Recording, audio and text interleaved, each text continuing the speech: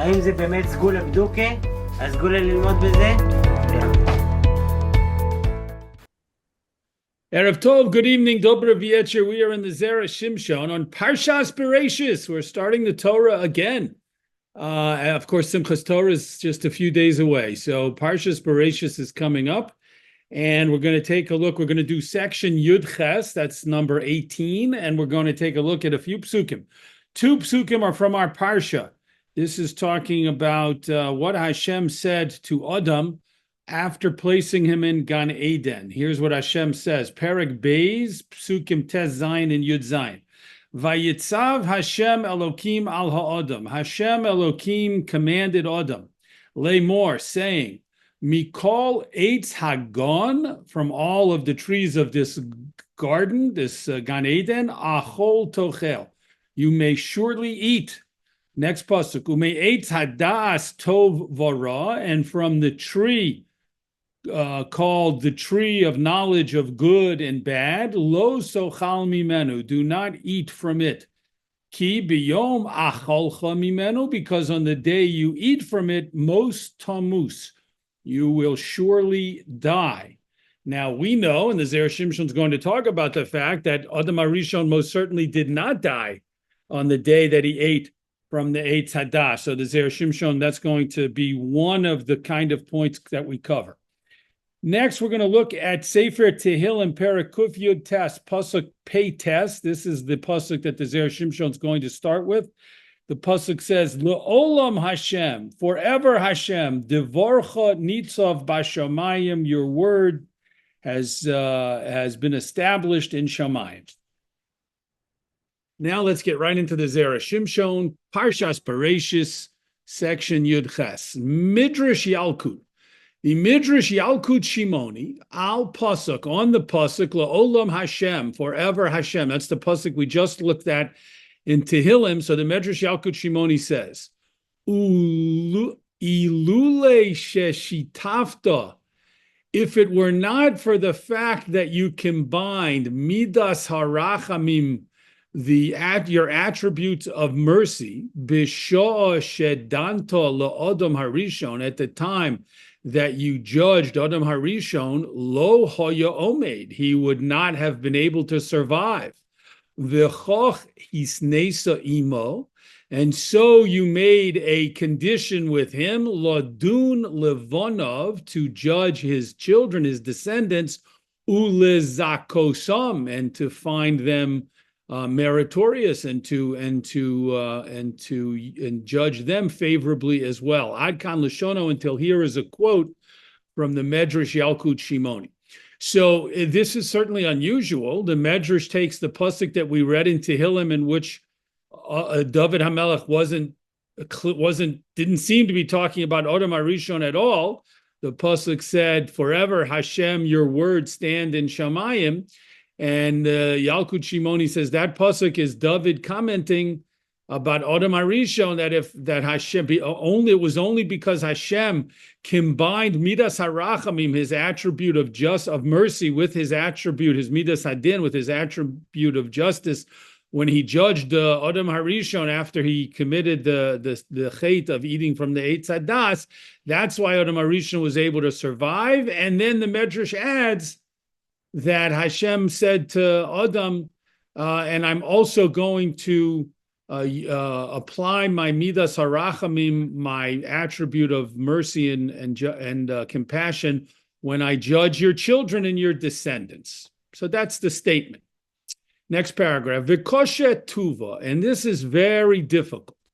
Dema hechreach hoyulo lehakodesh baruch hu, because what forced Hashem, what compelled Hashem, la'asos tenai zeh, to make this condition im Adam HaRishon, with Adam HaRishon? Why did Hashem add on the stipulation about also being merciful when he judged Adam's descendants in the future? After Adam had already sinned, it's impossible to say shehu ta'an lezakos bonav, that he claimed, that he argued that Hashem should judge his descendants favorably.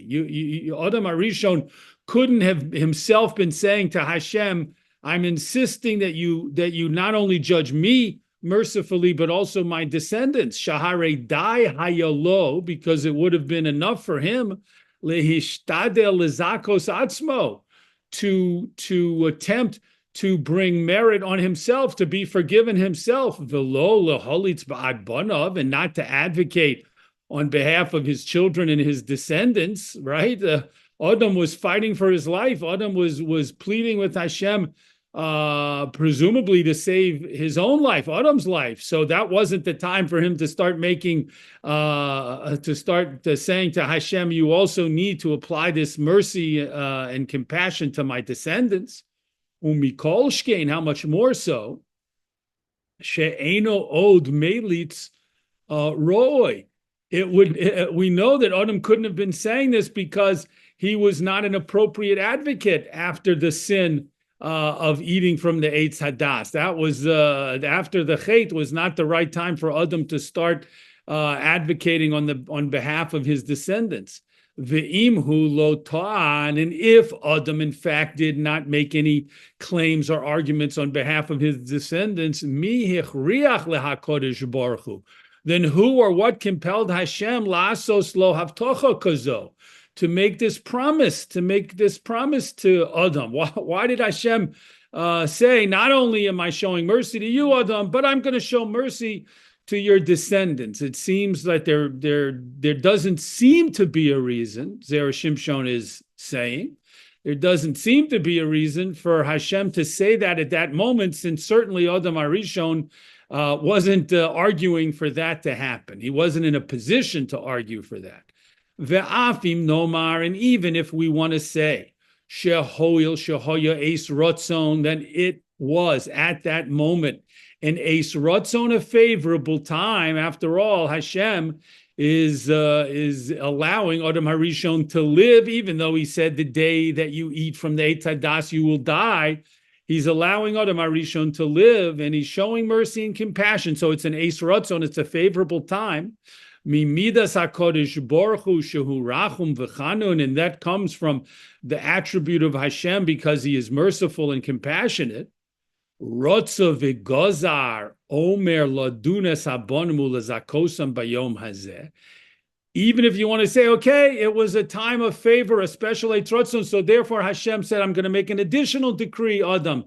I'm not just going to show mercy to you, I'm going to show mercy to your descendants. What need was there for Hashem lehodia hadavar hazeh, to make known this matter le'odam harishon, to Adam Harishon at that time? So the Zera Shimshon is bothered by this statement in the Yalkut Shimoni about Hashem saying to Adam Harishon, I'm showing mercy to you, and also I want you to know I'm setting up an arrangement with you to show mercy to your descendants. Why did Hashem decide to do that? Because certainly Adam Harishon wasn't in a position to argue for that or to request that. And B, even if Hashem on his own decided this is an Eis Rotzon, and so I want to proclaim for the future that I'm going to show Rachamim to Adam Harishon's descendants, to his future descendants, why did he feel the need to tell Adam at that time? There must be a reason, the Zera Shimshon is implying, there must be a reason, A, why Hashem decided to do this, and B, why he communicated to Adam Harishon at this time.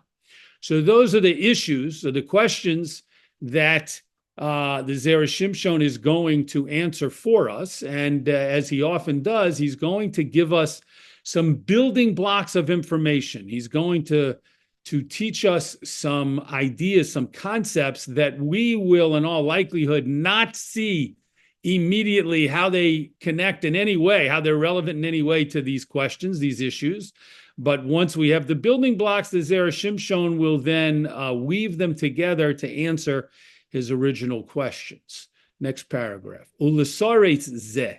In order to answer this, yesh lahakdim, we first need to bring an introduction, to introduce ma shekotzav hakorban Aharon, what the commentator called Korban Aharon wrote, beParshas Vayikra, on Parshas Vayikra, al hahi on a statement in the Sifra on Parshas Vayikra, which says as follows: De'im nafshecha leida matan schora shel mitzvos schoron shel mitzvos.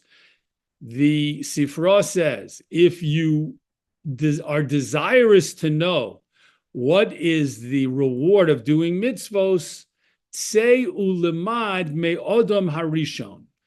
Go and learn from Adam Harishon. You can learn from Adam Harishon what is the reward for doing mitzvos, v'chule, etc. Huva, this is now like a parenthetical statement coming up. Huva bisoldo Shimshon sheli.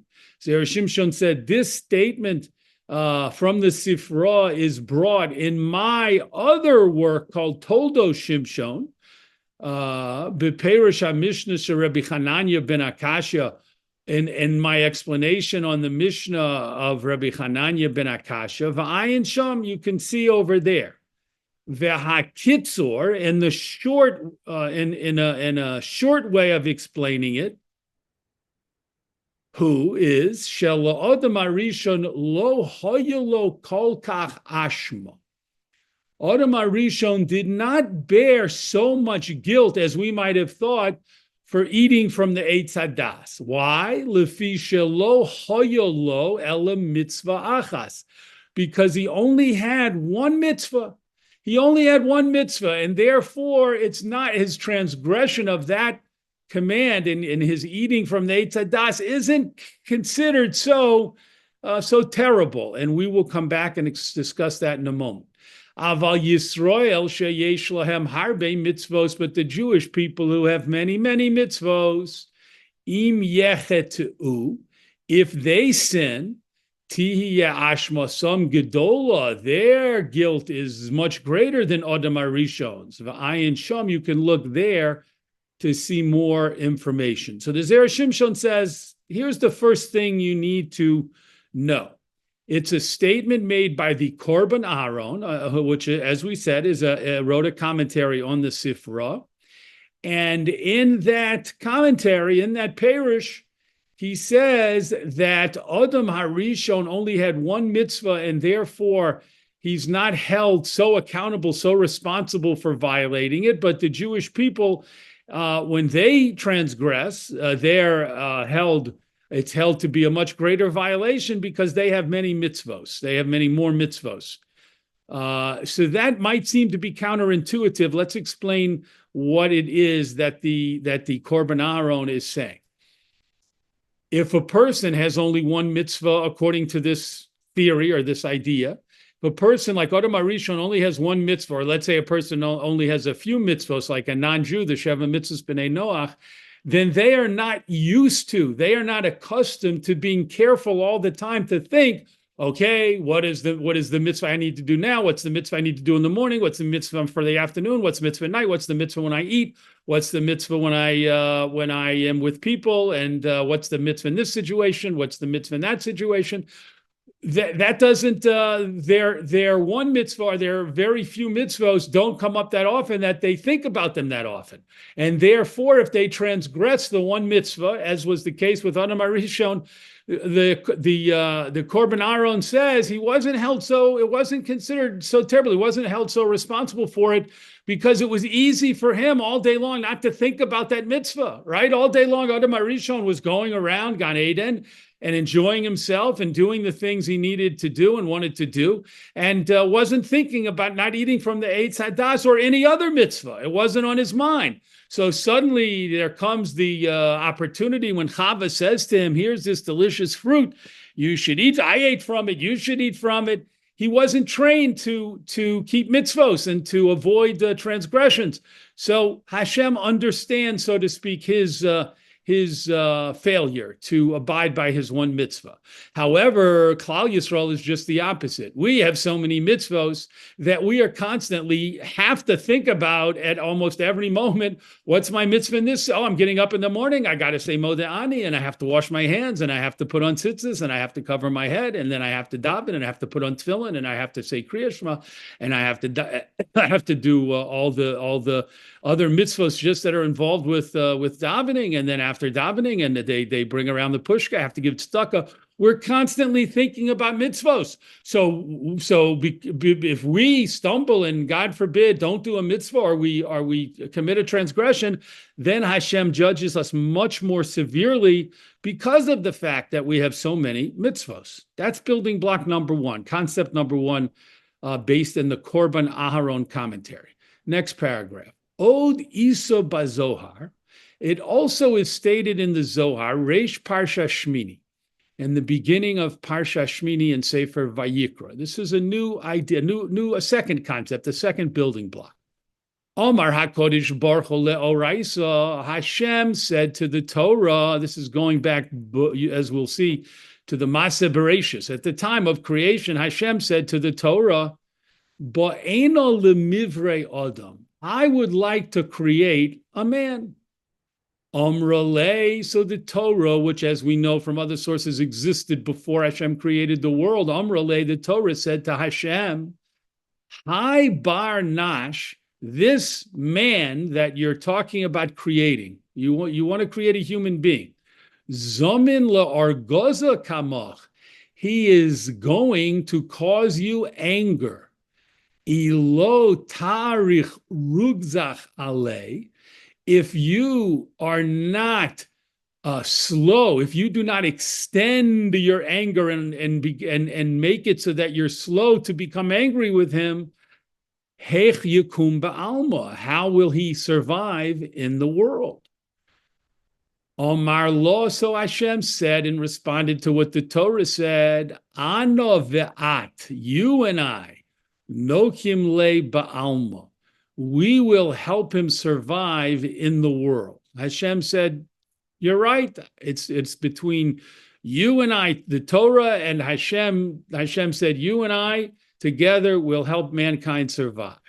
Deholav lemagona is korena, because is it for naught that I am called in the Torah, erech hapayim v'rav chesed, slow to anger and full of kindness?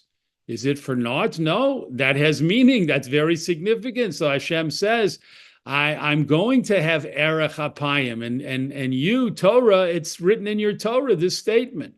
V'chein b'yalkut, this is also brought down in the Yalkut Shimoni. It's not just in the Zohar, b'shem Pirkei Rebbe Eliezer, in the name of the Pirkei de Rebbe Eliezer, v'ayin sham, and you can look there to see it.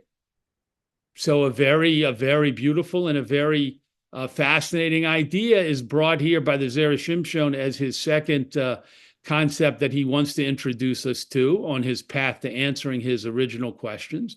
And this is the idea that when Hashem wanted to create Adam, the Torah said you're going to need Hashem consulted with the Torah said you're going to need to be very patient. You're going to have to be very slow to get angry if you want this first man to survive, and if you want human beings in general to survive. And Hashem said, good, we'll do it together, just like it says in your Torah that I'll be erech hapayim v'rav chesed. Now the Zera Shimshon is going to put these building blocks together and develop his answer. Ume'ata, and from now that we understand these two ideas, im hoya HaKadosh Baruch Hu mizake es ha'adam stam. If Hashem had just shown compassion to Adam Harishon by himself, in other words, without adding the part about being merciful to Adam's descendants, if he had just said, Adam, I'm not going to kill you now, I'm going to show mercy and compassion to you and let you live longer. Lo hayishum kavod la Torah, that would not have shown any honor to the Torah, meaning it wouldn't have reflected the discussion that Hashem had with the Torah that we saw a moment ago. De'ika lemeimar, because it would be possible to say shezikohu, that Hashem showed compassion to Adam bishvil shelo hayelo kol kach ashma, because what he did wasn't so terrible. He wasn't so guilty, kinizkar la'el, as we mentioned before. In other words, we might think, Why is it that Hashem, so to speak, let Adam HaRishon off the hook and let him live a very, very lengthy and long life and full life after he ate from the Eitz Hadas? Oh, it must be what we learned in the Korban Aron 2 paragraphs ago, because Adam only had one mitzvah. And when a person only has one mitzvah, they don't think about it too often, and therefore he wasn't used to following Hashem's commands, and so he slipped up. And he transgressed, and it's not so bad. That's the reason why, we would think that's why Hashem didn't give Adam such a harsh punishment. From this, something very bad could come out.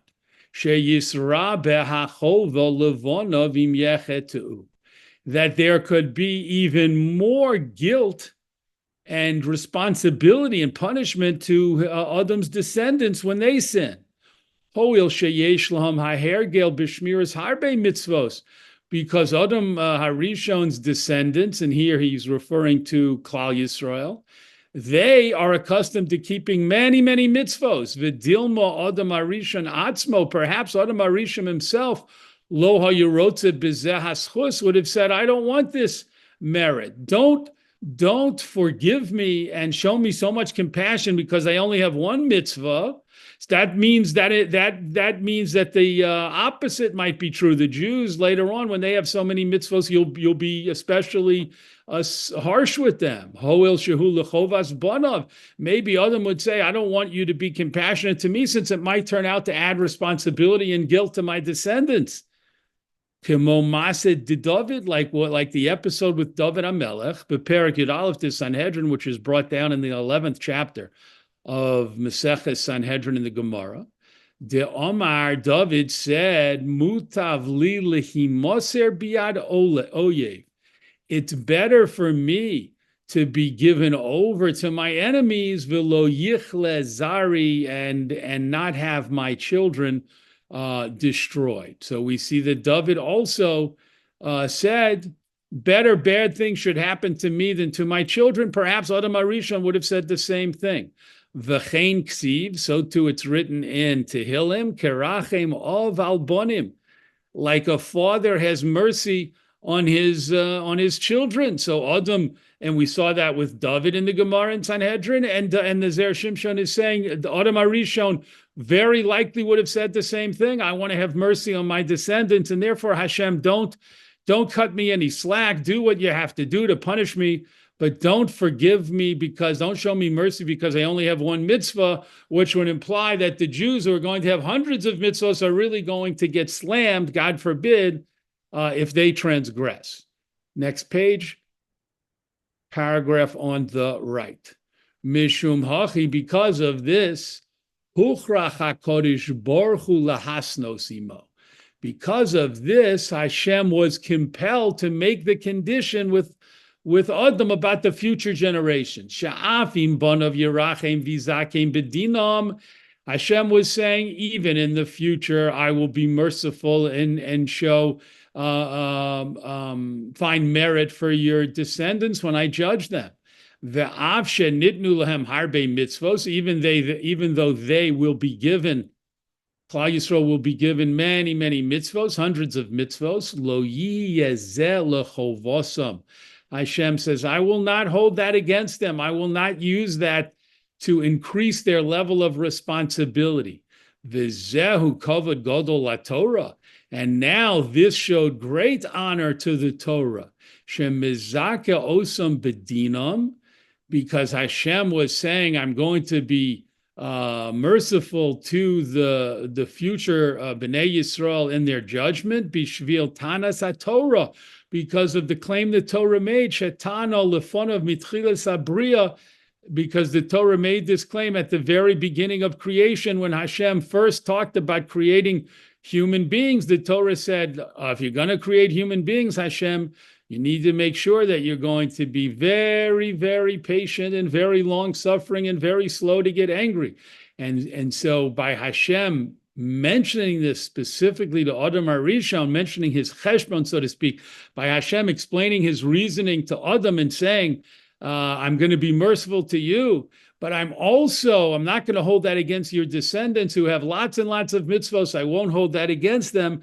This was a way that Hashem could bring out and express and articulate the conversation that he had with the Torah and the Torah's greatness, how the Torah deserves to be honored and extolled for what it said to Hashem at the time of the Brias HaOlam. Next paragraph.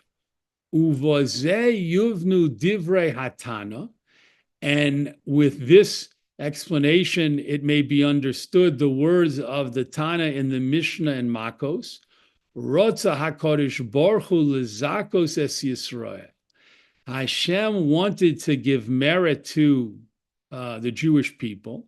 Lefichach hirbo lahem Torah mitzvos. Therefore, he increased for them their Torah and their mitzvos. Hashem gave us a tremendous amount of Torah to learn and a tremendous amount of mitzvos to do. Why? Because he wanted to show us merit and mercy. Lefi sherotza v'gozar kfar lezakosam.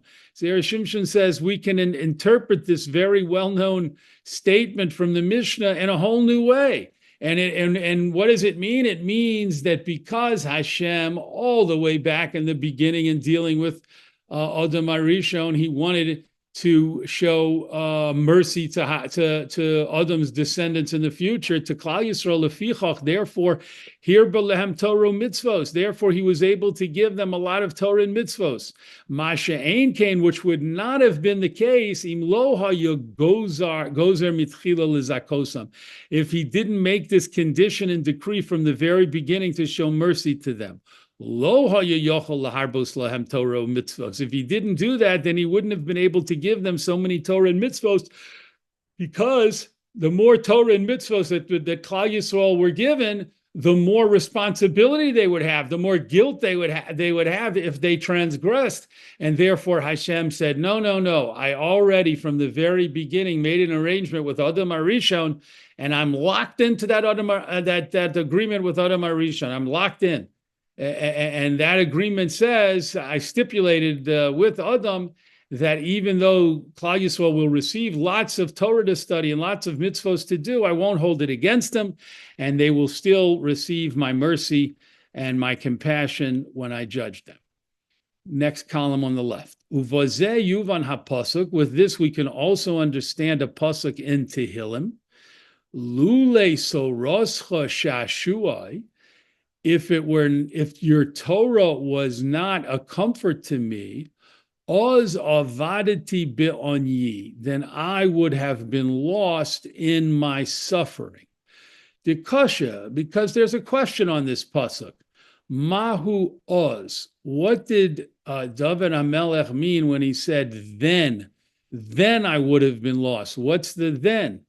Umahu ha'oni shehayulo leDavid. And what was this suffering this affliction that David was talking about? Again, the pasuk, lule soroscha shashuai.